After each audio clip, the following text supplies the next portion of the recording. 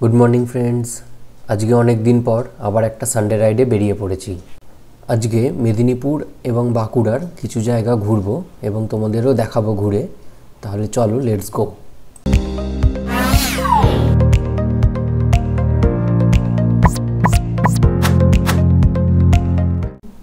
Hello friends, welcome back to my YouTube channel रनिक्स travelog. आज के सानडे राइडे बेरिয়েছি আমরা দুজনে একটাই বাইকে। আমি পিলিয়ানে আছি। এখন সকাল 9টা বাজে আর আমরা এখন কোলাঘাট ক্রস করছি। আজকে আমরা ঠিক করেছি মেদিনীপুরের গনগনি এবং বাঁকুড়ার যে ব্রিটিশ এয়ারপোর্টটা রয়েছে সেটা দেখতে যাব। এখন আমরা ডেবরা টোল প্লাজা ক্রস করছি আর আজকে এটা আমাদের দ্বিতীয় টোল ক্রস। এখান থেকে বাদিকে চলে যাব আমরা, কারণ আমাদের খড়গপুর হয়ে যেতে হবে। প্রথমে ডান দিকে টার্ন নিয়ে নেব, তারপর একদম সোজা চলে যাব।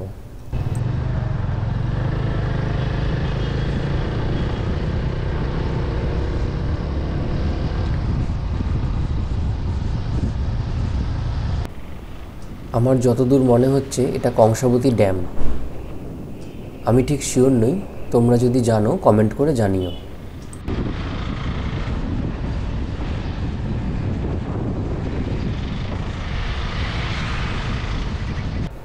হাইওয়ে ছেড়ে আমরা এখন গ্রামের ভেতরের রাস্তায় ঢুকে পড়েছি আর গুগল ম্যাপের সাহায্য নিয়ে এগিয়ে চলছি।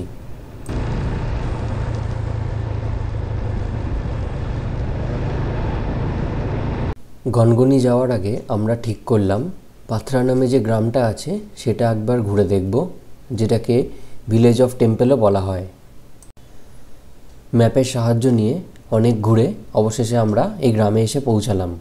এখানে মোট 34টা মন্দির রয়েছে, সবকটাই টেরাকোটার কাজ করা। আমরা ভিডিও করতে গেলে আমাদের বাধা দিল, তাই আর ভিডিও করিনি। কিছু ছবি তুলেছি, সেগুলোই তোমাদের সাথে শেয়ার করলাম।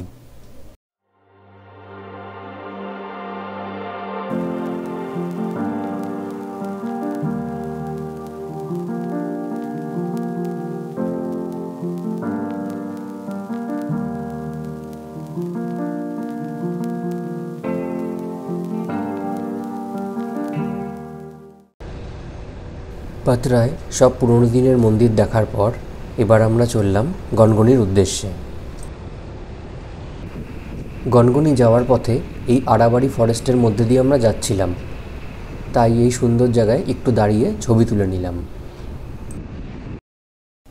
আমরা চলে এসেছি গনগনিতে।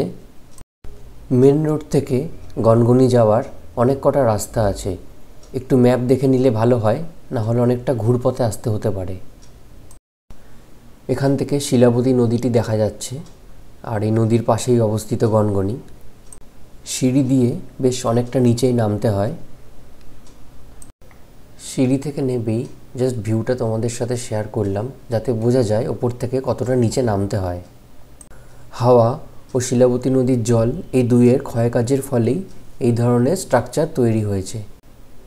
গনগনিকে গ্র্যান্ড ক্যানিয়ন অফ ওয়েস্ট বেঙ্গলও বলা হয়। এই গনগনিতে করা কিছু ভিডিও তোমাদের সাথে শেয়ার করলাম।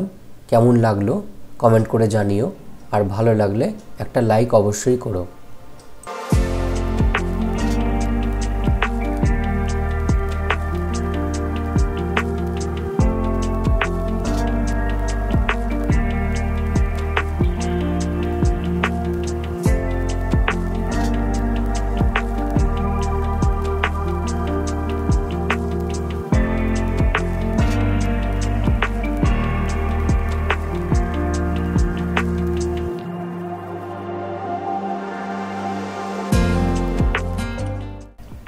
গনগনি থেকে বেরিয়ে মেন রোডে উঠে এবার আমরা চললাম ব্রিটিশ এয়ারপোর্টটা দেখতে। এখানেও গুগল ম্যাপ আমাদের 2-3টে রাস্তা দেখাচ্ছিল।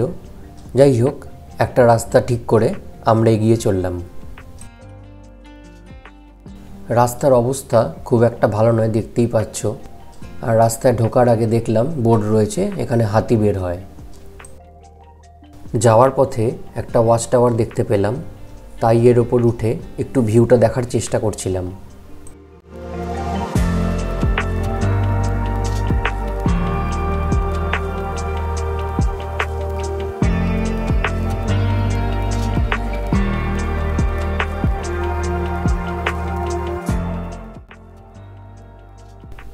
আমরা এয়ারপোর্টে চলে এসেছি। দ্বিতীয় বিশ্বযুদ্ধের সময় তৈরি করা ব্রিটিশদের এই এয়ারপোর্ট। এখানে এসে দেখলাম বেশ অনেক মানুষই রয়েছেন এবং অনেকে পিকনিক করছেন এখানে। এই এয়ারপোর্টটি পিয়ারডোভা এয়ারফিল্ড নামেও পরিচিত, আর এই এয়ারফিল্ডটি 10.7 কিলোমিটার জুড়ে অবস্থিত, যা একদিনে ঘুরে দেখা কখনোই সম্ভব নয়।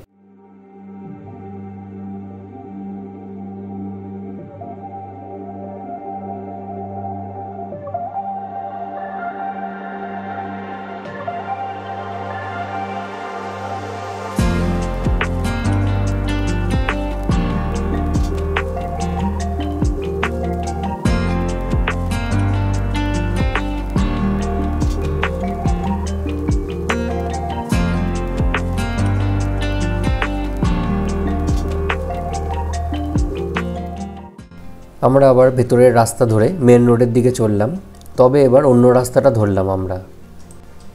আমরা এখন জয়পুরের জঙ্গলের মধ্যে দিয়ে যাচ্ছি, আর এখানটায় বেশ ভালোই ঠান্ডা লাগছিল।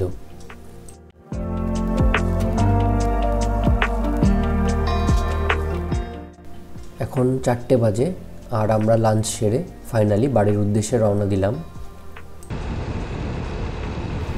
এখন প্রায় সন্ধে হয়ে এসেছে, আর আমাদের একটু ঠান্ডা লাগছিল, তাই ভাবলাম একটা চায়ের ব্রেক নিয়ে নেব।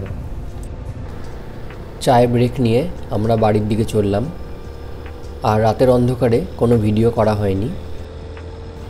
বন্ধুরা, এই ছোট্ট ভিডিওটি কেমন লাগলো কমেন্ট করে জানিও, আর ভালো লাগলে তোমাদের বন্ধুদের সাথে শেয়ার করো ও চ্যানেলটি সাবস্ক্রাইব করে রেখো নতুন ভিডিও নোটিফিকেশন পাওয়ার জন্য।